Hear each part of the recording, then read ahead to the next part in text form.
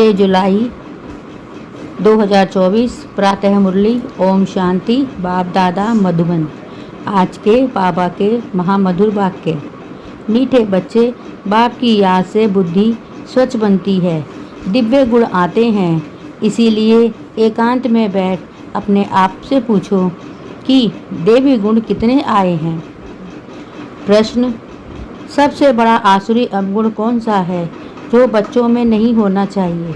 उत्तर: सबसे बड़ा आसुरी अवगुण है किसी से रफ डफ बात करना या कटु वचन बोलना।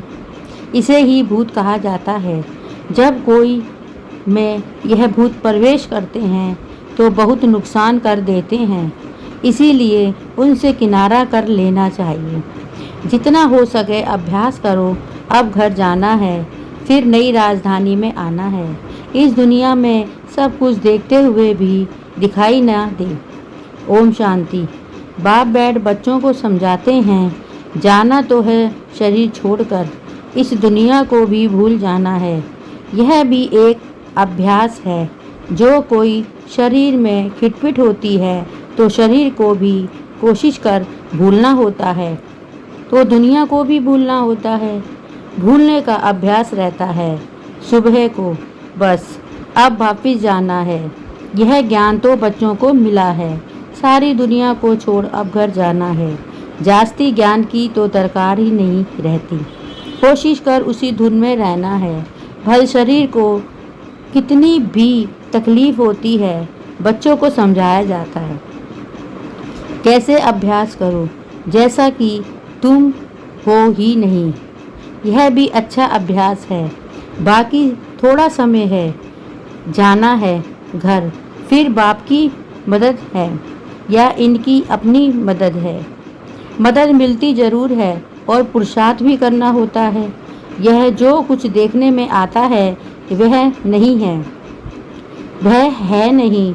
अब घर जाना है, वहाँ से फिर अपनी राजधानी में आना है। पिछाड़ी में यह दो बातें जाकर रहती हैं, जाना है फिर आना है। देखा जाता है इस याद में रहने से शरीर के रोग जो तंग करते हैं वह भी ऑटोमेटिकली ठंडे हो जाते हैं। वह खुशी रह जाती है। खुशी जैसी खुराक नहीं। इसीलिए बच्चों को भी यह समझना पड़ता है, बच्चे अब घर चलना है, स्वीट होम में चलना है। इस पुरानी दुनिया को भूल जाना है। इसको कहा जाता है याद की यात्रा। अभी ही बच्चों को मालूम पड़ता है बाप कल्प आते हैं, यही सुनाते हैं, कल्प बाद फिर मिलेंगे। बाप कहते हैं बच्चे अभी तुम जो सुनते हो फिर कल्प बाद भी यही सुनेंगे। यह तो बच्चे जानते हैं। बाप कहते हैं हम कल्प आकर बच्चों को मार्ग बताता हूँ। मार्ग पर चलना बच्चों का काम है। बाप आकर वर्षा बताते हैं, साथ में ले जाते हैं। सिर्फ मार्ग नहीं बताते लेकिन साथ में ले भी जाते हैं। यह भी समझाया जाता है यह जो चित्र आदि हैं पिछाड़ी में कुछ भी काम नहीं आते। बाप ने अपना परिचय दे दिया है। बच्चे समझ जाते हैं बाप का वर्षा बेहद की बादशाही है। जो कल मंदिरों में जाते थे, महिमा गाते थे, इन बच्चों लक्ष्मी नारायण की, बाबा तो इन्हीं को भी बच्चे कहेंगे। जो उन्हों के उच्च बनने की महिमा गाते हैं, अब फिर उच्च बनने का पुरुषार्थ करते हैं। शिव बाबा के लिए नई बात नहीं, तुम बच्चों के लिए नई बात है। युद्ध के मैदान में तो बच्चे हैं। संकल्प विकल्प भी इन्हें तंग करेंगे। यह खांसी भी इनके कर्म का हिसाब किताब है। इनको भोगना है। बाबा तो बोझ में हैं। इनको कर्मातीत बनना है। बाप तो है ही सदा कर्मातीत अवस्था में। हम तुम बच्चों को माया के तूफान आदि कर्म भोग आएंगे, यह समझाना चाहिए। बाप तो रास्ता बताते हैं, बच्चों को सब कुछ समझाते हैं। इस रथ को कुछ होता है तो तुमको फीलिंग आएगी कि दादा को कुछ हुआ है। बाबा को कुछ भी नहीं हुआ होता। इनको होता है। ज्ञान मार्ग में अंधश्रद्धा की बात ही नहीं होती। बाप समझाते हैं, मैं किस तन में आता हूँ, तुम जन्मों के अंत के पतित तन में प्रवेश करता हूँ। दादा भी समझते हैं जैसे और बच्चे हैं, मैं भी हूँ। दादा पुरुषार्थी हैं, संपूर्ण नहीं हैं। तुम सब प्रजापति ब्रह्मा के बच्चे ब्राह्मण पुरुषार्थ करते हो विष्णु पद पाने। लक्ष्मी नारायण कहो, विष्णु कहो, बात तो एक ही है। बाप ने समझाया भी है, आगे नहीं समझते थे, ना ब्रह्मा ना विष्णु ना शंकर को, ना अपने आप को समझते थे। अभी तो बाप को ब्रह्मा विष्णु शंकर को देखने से बुद्धि में आता है, यह ब्रह्मा तपस्या करते हैं, यही सफ़ेद ड्रेस है। कर्मातीत अवस्था भी यहाँ होती है। इन एडवांस तुमको साक्षात्कार होता है, यह बाबा फरिश्ता बनेंगे। तुम भी जानते हो, हम कर्मातीत अवस्था को पाकर फरिश्ता बनेंगे नंबरवार। जब तुम फरिश्ता बनते हो तब समझते हो कि अब लड़ाई लगेगी। मिरुआ मौत, यह बहुत उच्च अवस्था है, बच्चों को धारण करनी है। यह भी निश्चय है कि हम चक्र लगाते हैं और कोई इन बातों को समझ ना सके। नया ज्ञान है और फिर पावन बनने के लिए बाप याद सिखाते हैं। यह भी समझते हो, बाप से वर्षा मिलती है, कल्प कल्प बाप के बच्चे बनते हैं। 84 का चक्र लगाया है। कोई को भी तुम समझाओ, तुम आत्मा हो, परमपिता परमात्मा बाप है। अब बाप को याद करो तो उनकी बुद्धि में आएगा देवी प्रिंस बनना है तो इतना पुरुषार्थ करना है, विकार आदि सब छोड़ देना है। बाप समझाते हैं, बहन भाई भी नहीं, भाई भाई समझो और बाप को याद करो तो विक्रम विनाश होंगे और कोई तकलीफ नहीं होगी। पिछाड़ी में और कोई बातों की दरकार नहीं पड़ेगी, सिर्फ बाप को याद करना है, आस्तिक बनना है, ऐसा सब गुण संपन्न बनना है। लक्ष्मी नारायण का चित्र बड़ा एक्यूरेट है। सिर्फ बाप को भूल जाने से देवी गुण धारण करना भी भूल जाते हैं। बच्चे एकांत में बैठ विचार करो, बाबा को याद करके हमको यह बनना है, यह गुण धारण करना है। बात तो बहुत छोटी है, बच्चों को कितनी मेहनत करनी है, कितना देह अभिमान आ जाता है। बाप कहते हैं, देही अभिमानी भव, बाप से ही वर्षा लेना है। बाप को याद करेंगे तब तो कीचड़ा निकलेगा। बच्चे जानते हैं अभी बाबा आया हुआ है, ब्रह्मा द्वारा नई दुनिया की स्थापना करते हैं। तुम बच्चे जानते हो स्थापना हो रही है। इतनी सहज बात भी तुमसे खिसक जाती है। एक अल्फ है, बेहद के बाप से बादशाही मिलती है। बाप को याद करने से नई दुनिया की याद आ जाती है। अबलाएं कुब्जाएं भी बहुत अच्छा पद पा सकती हैं। सिर्फ अपने को आत्मा समझ बाप को याद करो। बाप ने तो रास्ता बताया है, कहते हैं अपने को आत्मा निश्चय करो। बाप की पहचान तो मिली है, बुद्धि में बैठ जाता है। अब 84 जन्म पूरे हुए, घर जाएंगे, फिर आकर स्वर्ग में पाठ बजाएंगे। यह प्रश्न नहीं उठता कि कहाँ याद करूं, कैसे करूं। बुद्धि में है कि बाप को याद करना है। बाप कहाँ भी जाए, तुम तो उनके बच्चे ही हो ना। बेहद के बाप को याद करना है। यहाँ बैठे हो ना तो तुमको आनंद आता है। सम्मुख बाप से मिलते हो। मनुष्य मूझ जाते हैं कि शिव बाबा की जयंती कैसे होगी, यह भी समझते नहीं कि शिवरात्रि क्यों कहा जाता है। श्री कृष्ण के लिए समझते हैं ना, रात को जयंती होगी, परंतु इस रात्रि की बात नहीं। वह आधा कल्प की रात पूरी होती है, फिर बाप को आना पड़ता है नई दुनिया स्थापना करने के लिए। बहुत सहज, बच्चे खुद समझते हैं, सहज है। देवी गुण धारण करने हैं, नहीं तो 100 गुना पाप हो जाता है। मेरी निंदा कराने वाले उच्च ठोर नहीं पा सकेंगे।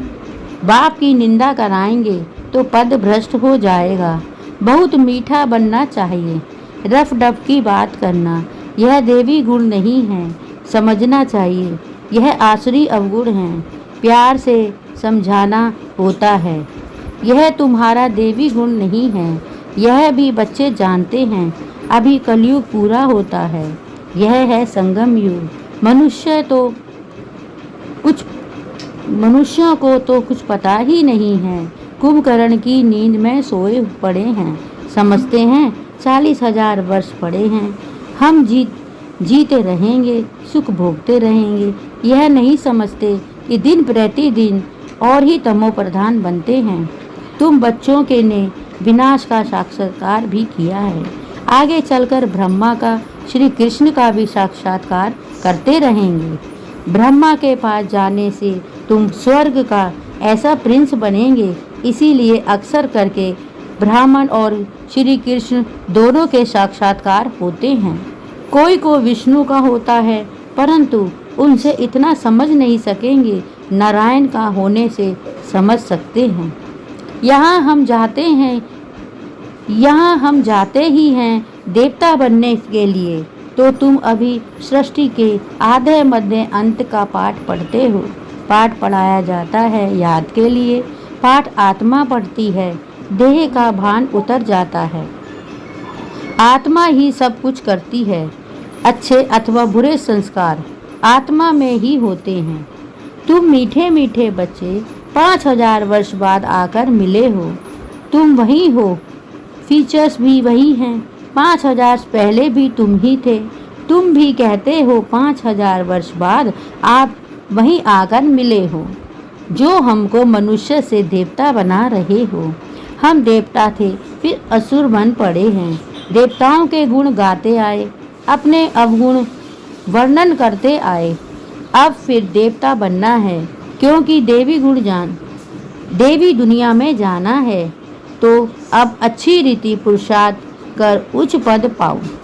टीचर तो सबको कहेंगे ना पढ़ो, अच्छी मार्क्स पास हो तो हमारा भी नाम वाला और तुम्हारा भी नाम वाला होगा। ऐसे बहुत कहते हैं बाबा, आपके पास आने से कुछ निकलता ही नहीं, सब भूल जाते हैं, आने से ही चुप हो जाएंगे। यह दुनिया जैसे ही खत्म हुई पड़ी है, फिर तुम आएंगे नई दुनिया में, वह तो बड़ी शोभनिक नई दुनिया होगी। कोई शांति धाम में विश्राम पाते हैं, तो कोई को विश्राम ही नहीं मिलता है, ऑलराउंड पार्ट है। परंतु तमो प्रधान दुख से छूट जाते हैं, वहाँ शांति सुख सब मिल जाता है। तो ऐसे अच्छी रीति पुरुषार्थ करना चाहिए, ऐसे नहीं कि जो नसीब में होगा, नहीं, पुरुषार्थ करना चाहिए। समझा जाता है कि राजधानी स्थापन हो रही है, हम श्रीपद पर अपने लिए राजधानी स्थापन कर रहे हैं। बाबा जो श्रीमत देने वाला है, वह खुद राजा आदि नहीं बना है, उनकी श्रीमत में हम बनते हैं। नई बात है ना, कभी कोई ने ना तो सुनी है ना देखी है। अभी तुम बच्चे समझते हो, श्रीमत पर हम बैकुंठ के बादशाह स्थापन कर रहे हैं। हमने अनगिनत बार राजाई स्थापन की है, करते और गवाते हैं, यह चक्र फिरता ही रहता है। पादरी लोग जब चक्र चराने निकलते हैं, तो और कोई को देवता भी पसंद नहीं करते, सिर्फ क्राइस्ट की ही याद में रहती हैं। शांत में चक्र लगाते हैं, समझ है ना, क्राइस्ट की याद में कितना रहते हैं। जरूर क्राइस्ट का साक्षात्कार हुआ होगा। सब पादरी ऐसे थोड़े ही होते हैं, कोटों में कोई तुम्हारे में भी नंबरवार है, कोटों में कोई ऐसी याद में रहते होंगे, ट्राई करके देखो, और कोई को नहीं देखो, बाप को याद करते स्वदर्शन चक्र फिराते रहो, तुमको अथाह खुशी होगी। श्रेष्ठाचारी देवताओं को कहा जाता है, मनुष्य को भ्रष्टाचारी कहा जाता है। इस समय तो देवता कोई है नहीं, आधा कल्प दिन, आधा कल्प रात, यह भारत की ही बात है। बाप कहते हैं, मैं आकर सबकी सद्गति करता हूँ। बाकी जो और धर्म वाले हैं वह अपने अपने समय पर अपने धर्म की आकर स्थापना करते हैं। सब आकर यह मंत्र ले जाते हैं, बाप को याद करना है। जो याद करेंगे वह अपने धर्म में उच्च पद पाएंगे। तुम बच्चों को पुरुषार्थ करके रूहानी म्यूजियम अथवा कॉलेज खोलने चाहिए। लिख दो, विश्व की अथवा स्वर्ग की राजाई सेकंड में कैसे मिल सकती है, आकर समझो। बाप को याद करो तो वैकुंठ के बादशाही मिलेंगी। अच्छा मीठे मीठे सिकलदे बच्चों प्रीत, माता पिता बाप दादा का याद प्यार और गुड मॉर्निंग। रूहानी बाप की रूहानी बच्चों को नमस्ते और हम सब रूहानी बच्चों की रूहानी माता पिता बाप दादा को याद प्यार, गुड मॉर्निंग और नमस्ते। शुक्रिया बाबा, शुक्रिया। धारणा के लिए मुख्य सार। 1. चलते फिरते एक बाप की ही याद में रहें और कुछ देखते हुए भी दिखाई ना दे। ऐसा अभ्यास करना है। एकांत में अपनी जांच करनी है कि हमारे में देवी गुण कहाँ से आए। नंबर 2. ऐसा कोई कर्तव्य नहीं करना है जिससे बाप की निंदा हो। देवी गुण धारण करने हैं। बुद्धि में रहे, अभी घर जाना है, फिर अपनी राजधानी में आना है।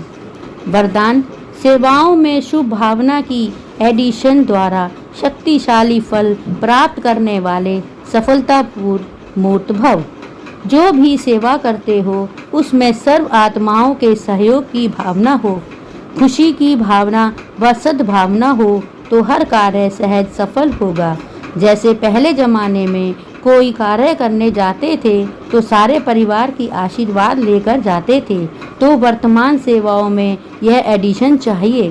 कोई भी कार्य शुरू करने से पहले सभी की शुभ भावनाएं, शुभकामनाएं लो, सर्व की संतुष्टता का बल भरो, तब शक्तिशाली फल मिलेगा, तब शक्तिशाली फल निकलेगा।